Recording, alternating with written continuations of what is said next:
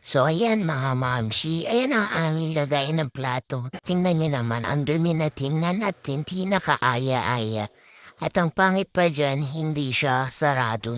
Nagagapangan nga siya ng ipis, kaya kada kakain kami, hinuhugasan ulit ang mga plato. Sobrang tagal na rin kasi sa amin yan, mga 5 years or 6 years na yata yun sa amin. Dumating na ang aking order, nalagayan ang baso, at lagayan ng mga plato. Hindi tayo strong, independent woman ngayon. Magpapabebe tayo dahil andyan ang ating husband. Tingin maganda yan kasi 2 layers na siya.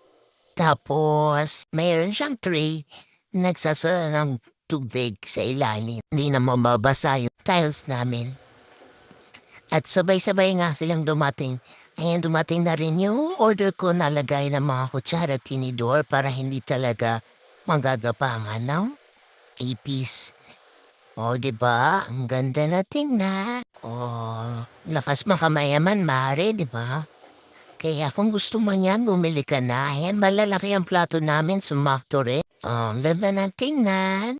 Nung sale sa Lazada ko nga pala yan nabili at alam niyo ba kung magkano ko lang ako? Ayan, nasa 800 lang yan, mga mare. May voucher tapos meron pa akong cashback. O, di ba? Isang wais na nanay na naman ang tuwang-tuwa. O, di ba ang ganda? Bili na.